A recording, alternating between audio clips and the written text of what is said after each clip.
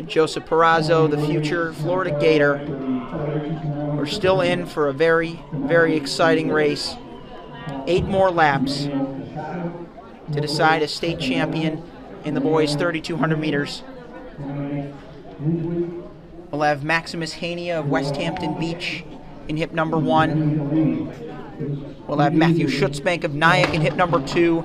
Collin Gilstrap, the cross-country Feds champ, indoor 3,200 champ, and future Stony Brook Seawolf in 3. Colin Catherwood, future UMass Minuteman in heat number 4, also from Monroe-Woodbury. Jake Gogarty of Bayshore in 5. Peter McMahon of West Genesee, Toledo commit in 6. Douglas Antaki of Smithtown West 7.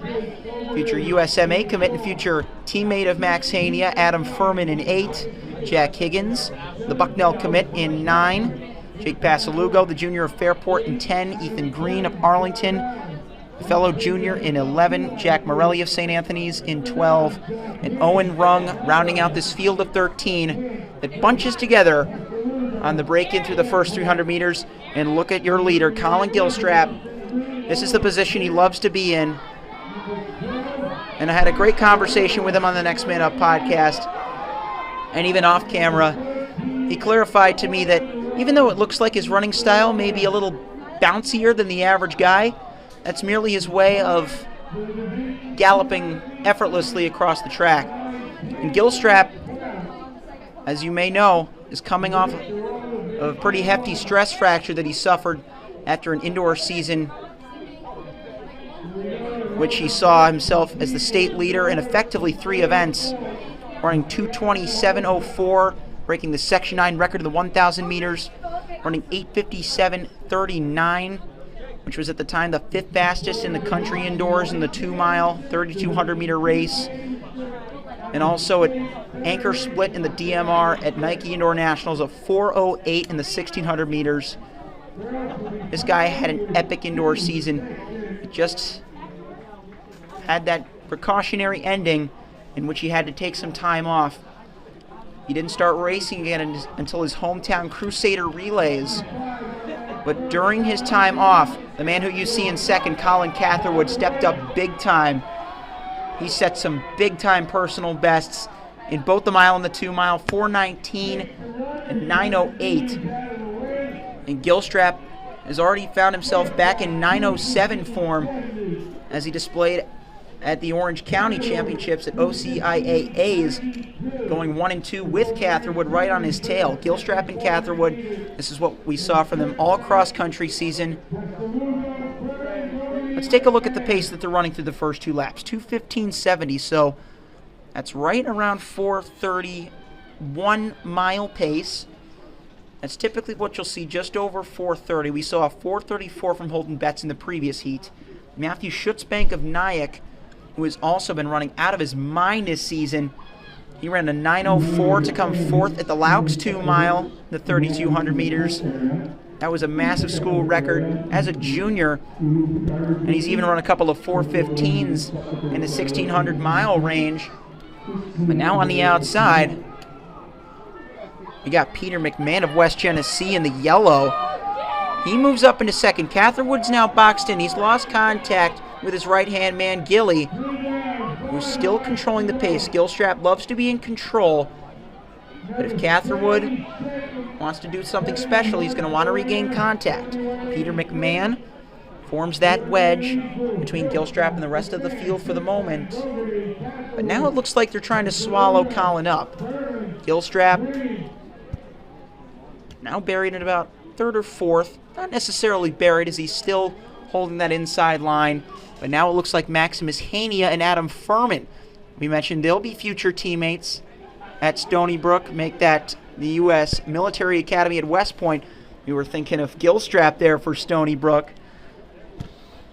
But Hania, he went 8:57.77 at the Arcadia Invitational. And we mentioned your 2 state leaders and 2 fastest in PSAL history, Nate Booten and Joe Perazzo. He was in that race with them out in California in mid-April.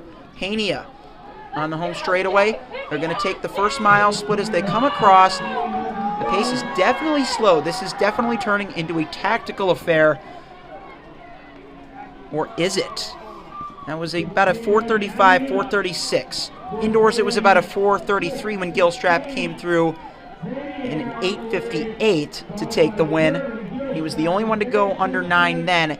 Hania is the only one in this field to go under 9. He's New York number 3 behind Perazzo and Booten. Schutzbank at 904.3 is New York number 4. But even with that, you have to give it up for Gilstrap, because typically stress fractures can take multiple months, upwards of 3. And in that time span, he's already managed to get back to 907 in New York State number 6 form. So currently Gilstrap sitting in 3rd. He's still eyeing the 2 future Army Black Knights. Adam Furman, who's run 9:13.85. That was also in that Laux race. Max Hania. Hania has been pretty fresh ever since that Arcadia Invitational. Has not done a whole lot of racing, and he's going to look to put his fitness to the test. Hania, Gilstrap now, trying to get up into 2nd past Furman. Catherwood's back into 5th. And let's not forget about Jake Pasalugo of Fairport. He's in the mix as well. Ethan Green of Arlington in the white vest. You see him. He's effectively in 5th now.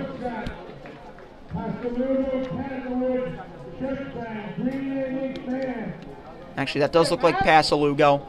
Hania now has found a couple of meters on the field.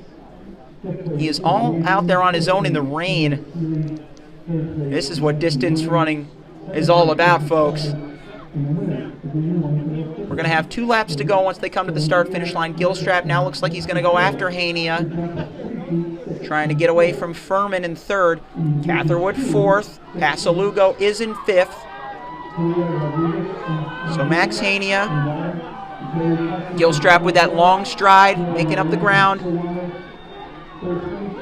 His coaches and he himself are oh so confident in his ability to kick, and even in his ability to take a race out quickly, as in Monroe-Woodbury's New York State leading 4x8. He went out in a 53.9 in his first lap of his anchor split. We'll see some more of them in that tomorrow, but he's all out his own now.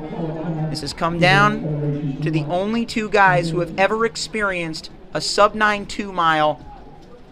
It's going to be Maximus Hania, who, remember, won Class B cross-country states in the fall.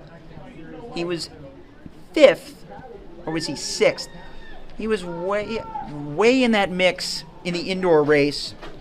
Part of that second group, which you may remember came on pretty aggressively at the end of that race, as it was really Gilstrap running away with it, Joseph Perazzo going with him, and then the rest shaping up for a kicker's race. As now Gilstrap takes back the lead from Max Hania.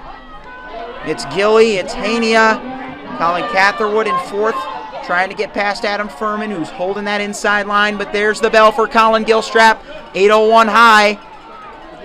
And Gilly is separating. Can he clutch it out for the state title? Max Hania losing ground with every step. Can he get back to Gilstrap? Adam Furman and Ethan Green now, as Matt Schutzbank moves by the both of them, trying to get into 3rd. But this is all about Collin Gilstrap. Let's give this man his stripes as he heads into the final 200 meters, just putting more and more distance on this field. He was robbed of a state title in the wet conditions at Vernon Cheryl in the fall. He came back for Feds, hungry as ever, made absolute history for Monroe-Woodbury, followed it up with an indoor season for the ages, and here he is, rising from the depths.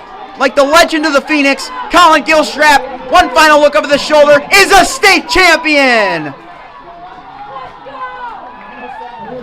What a finish by Matt Schutzbank to get 3rd.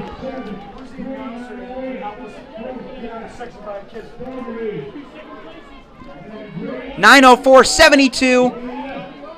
Season best for Collin Gilstrap. Jake O'Garrity, he's the one who came through for 2nd for Bayshore. That's a huge personal best for the Long Island junior. We're going to have to remember his name for some years to come. Schutzbank ended up getting left out of it. As Ethan Green, he'll come through for third. Hania fourth. Holden Betts will hang on for fifth in the overall standings. Adam Furman, he comes through in seventh.